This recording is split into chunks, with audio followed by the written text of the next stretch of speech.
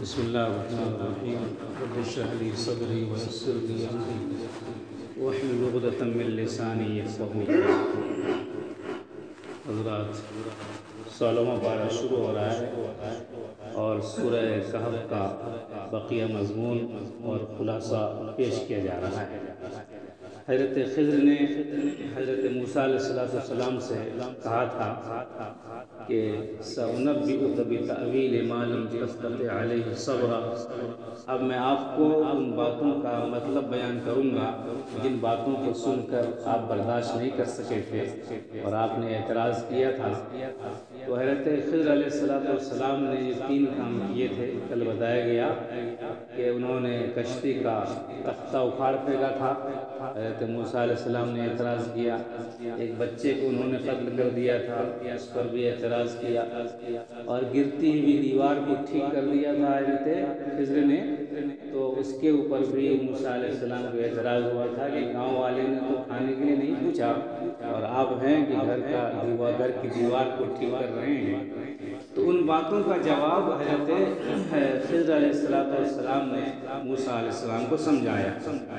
Number 1، حضرت خضر نے فرمایا کہ میں نے کشتی کو خراب اس لیے کر دیا تھا کیونکہ کشتی جدھر جا رہی تھی اس طرف ایک ظالم بادشاہ رہتا تھا جو اچھی کشتی دیکھ کر چھین لیتا تھا، لہذا میں نے چاہا کہ کشتی کے اندر عیب پیدا کر دوں، عیبدار بنا دوں تاکہ اس ظالم بادشاہ کے دست برد سے اور ظلم سے محفوظ رہے۔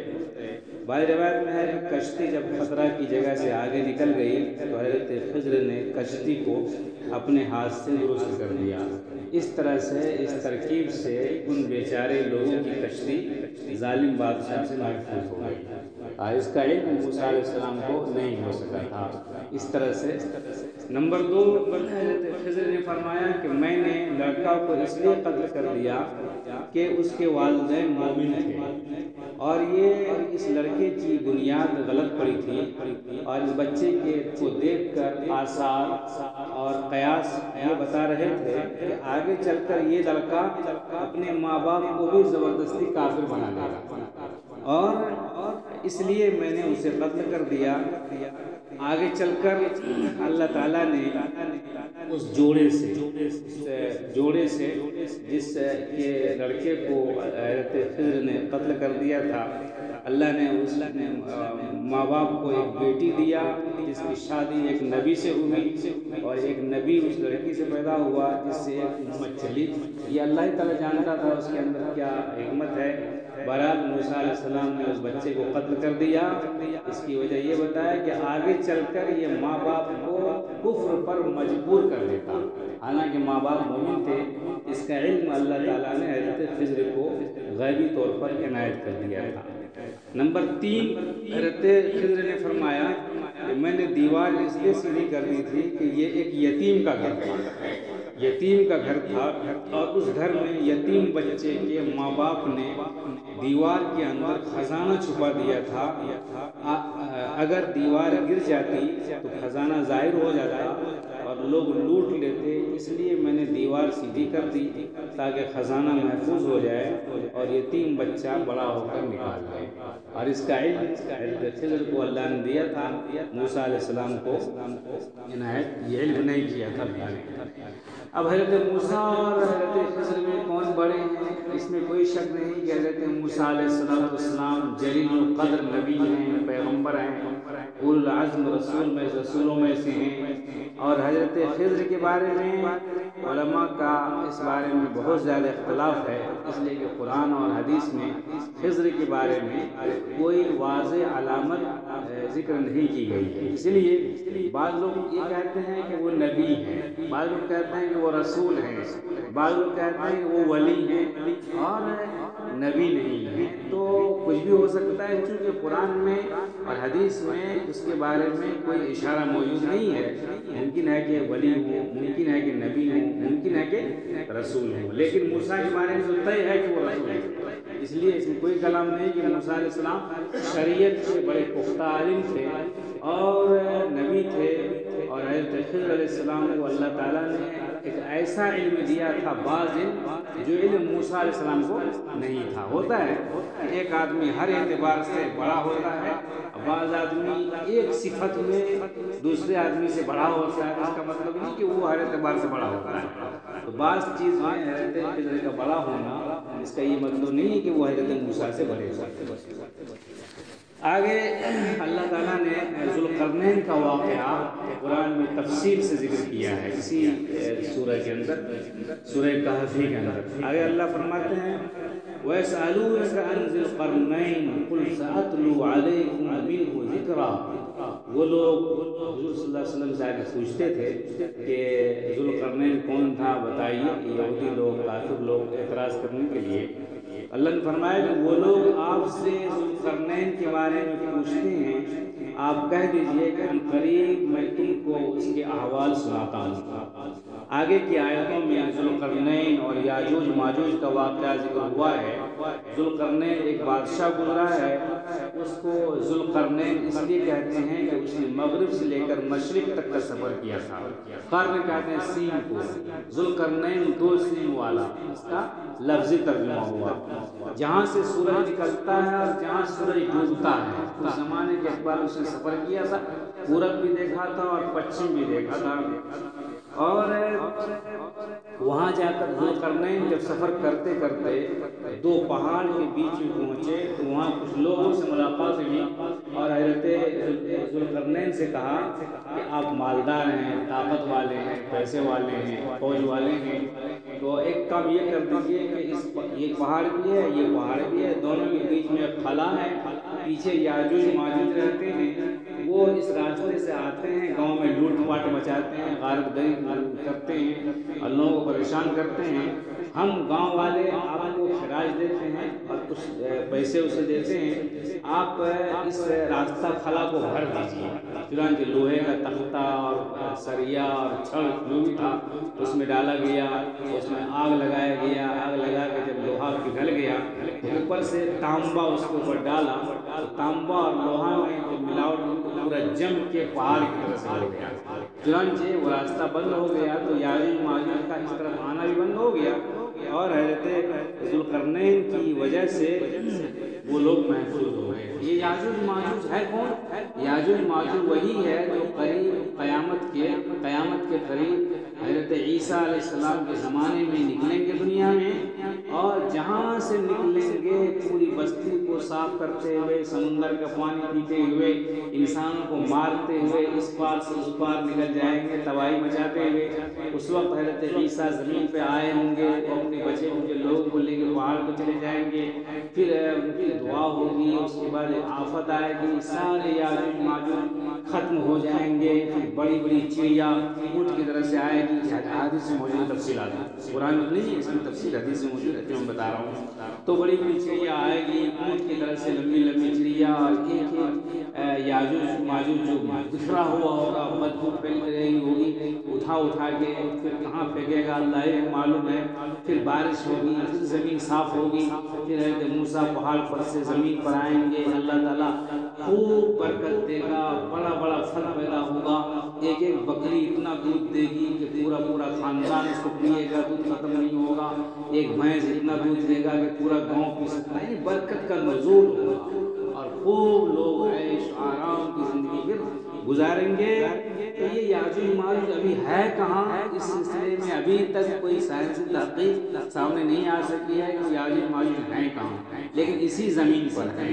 ابھی تک زمین کے بہت سارے حصے ایسے ہیں جن کا پتہ انسانوں نے نہیں لگایا ہے، سائنسدانوں کو بھی اس کا پتہ نہیں چل سکا ہے۔ بہرحال کہاں ہے؟ اللہ کے علم میں ہے، اور قرب قیامت یہی یاجوج ماجوج نکلیں گے جس کو ذوالقرنین بند کیا تھا۔ واللہ اعلم بالصواب۔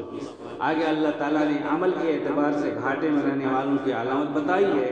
پھر آگے اللہ نے فرمایا کہ اگر دنیا کے 7 سمندر کو روشنی بنا لیا جائے اور اللہ کی باتوں کو لکھا جائے تو سمندر سارے کے سارے ختم ہو جائیں گے، مگر اللہ کی بات کبھی ختم نہیں ہو سکتی۔ پھر فرمایا جو اللہ سے ملنا چاہتے ہیں انہیں چاہیے وہ نیک عمل کریں، اللہ تعالیٰ کے ساتھ کسی کو شریک نہ کریں۔ یہ ہدایت سورہ کہف کے آخر میں دی گئی ہے۔ آگے اسی پارہ میں سورہ مریم بھی ہے، یہ سورہ مکی ہے اور اس میں 98 آیات ہیں اور 6 رکوع ہیں۔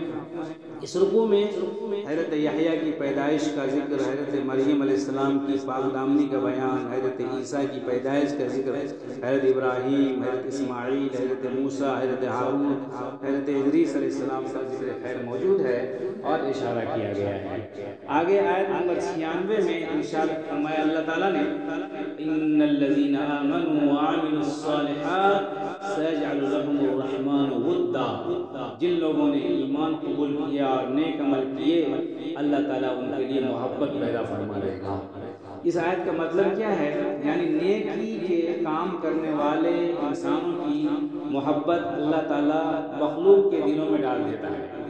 اور حدیث میں ہے جب اللہ تعالیٰ کسی بندہ سے محبت کرتا ہے تو سب سے پہلے جبرائیل سے کہتا ہے کہ میں فلاں بندے سے محبت کرتا ہوں، تو بھی محبت کر۔ وہ آسمانوں میں اس کا اعلان کرتا ہے کہ اللہ تعالیٰ فلاں بندے سے محبت کرتا ہے، سارے فرشتے لوگ بھی اس بندے سے محبت کرو۔ پھر اس بندے کی محبت زمین پر اترتی ہے، پھر اس کو حسن قبول حاصل ہوتا ہے۔ پھر بہت سارے لوگ جس کا اس بندے سے کوئی غرض نہیں ہوتا، کوئی لالچ نہیں ہوتی، کوئی نفع نقصان کا مسئلہ نہیں ہوتا، سارے لوگ اس بندے سے دنیا میں رہ کر محبت کرنے لگتے ہیں۔ اور آگے اسی سورہ میں، اسی پارہ میں سورہ طٰہٰ بھی ہے، یہ سورہ بھی مکی ہے اور اس میں 135 آیات ہیں اور 8 رکوع ہیں۔ روایت میں ہے کہ آپ صلی اللہ علیہ وسلم رات میں کھڑے ہو کر نماز میں قرآن پڑھتے تھے۔ مکہ کے کافروں نے کہنا شروع کیا کہ قرآن کیا اترا کہ بیچارے محمد سخت محنت اور تکلیف میں پڑ گئے ہیں۔ اس کا جواب اللہ تعالیٰ نے یہ دیا، طٰہٰ مَا أَنزَلْنَا عَلَيْكَ الْقُرْآنَ لِتَشْقَىٰ إِلَّا تَذْكِرَةً لِّمَن يَخْشَىٰ۔ اے محمد، ہم نے قرآن اس لیے نازل نہیں کیا کہ تو محنت میں پڑے، ہاں اس میں ڈرنے والوں کے لیے نصیحت ہے۔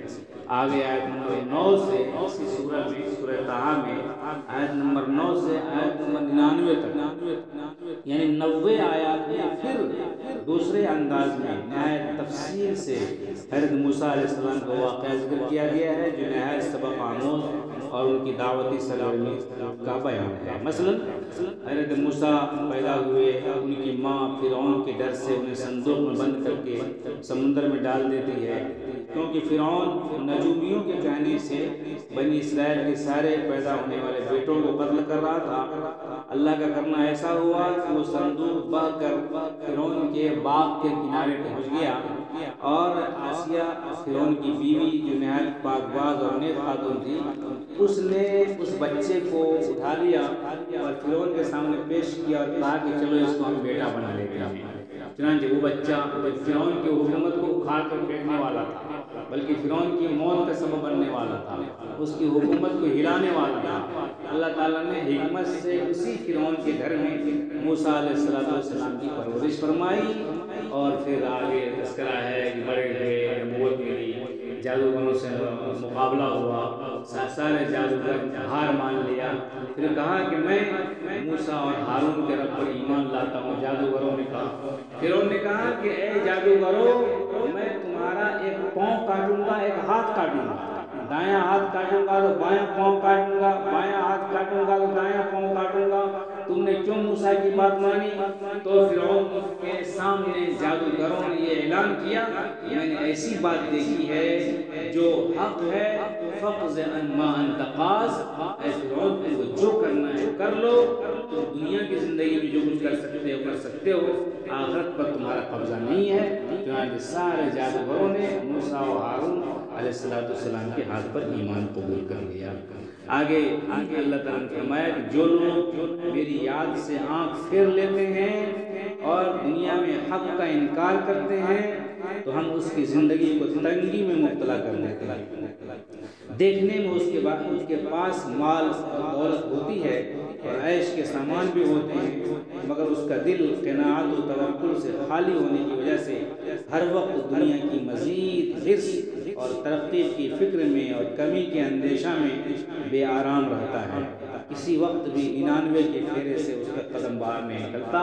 اگرچہ مال ہوتا ہے، دولت ہوتی ہے، آپ یورپ اور امریکہ کے لوگ دیکھیں، رات میں بہت سارے لوگ ایسے بہت بڑی دولت کے مالک رات میں مشکل سے 2 گھنٹے سوتے ہیں، 3 گھنٹے سوتے ہیں، پھر بھی پریشان ہیں، ٹیبلیٹ کھاتے ہیں، گولیاں کھاتے ہیں، آرام آرام کے لیے جتنی کوششیں ہو سکتی ہیں سب کرتے ہیں، نیند غائب ہے، سکون غائب ہے۔ اللہ نے فرمایا کہ جو میری یاد سے غافل ہو کے زندگی گزارے گا، میں اس کی زندگی کو مال و دولت ہونے کے باوجود، عیش و آرام کے سامان ہونے کے باوجود، میں اس کی زندگی کو تنگ کر دوں گا، گھٹن کے ساتھ وہ زندگی گزارے گا۔ بہرحال اور آخرت میں یہ لوگ جو دنیا میں حق کا انکار کیا تھا، اللہ تعالیٰ آنکھوں سے اندھا کر کے اٹھائے گا۔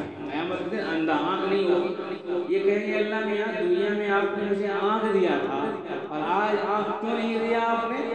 اللہ کہیں گے دنیا میں تمہارے پاس قرآن آیا تھا، حدیث آئی تھی، حق آیا تھا، میری نشانیاں پیش کی گئی، تم نے دیکھ کر کے اندیکھی کر دیا تھا، اس لیے آج میں آنکھ ہوتے ہوئے بھی تمہاری آنکھ کی روشنی میں چھین لے رہا ہوں۔ کیوں؟ اس سے پہلے تم نے میری باتوں کا انکار کیا تھا۔ آگے فرمایا کہ اپنے گھر والوں کو نماز کا حکم دیجیے اور خود بھی اس پر قائم رہیے، ہم تم سے روزی نہیں مانگتے ہیں، روزی تو تمہیں ہم دیتے ہیں، اور اچھا انجام آخرت میں متقیوں کے لیے ہے۔ اللہ تعالیٰ ہم سب کو تقوی والے زندگی عطا فرمائے۔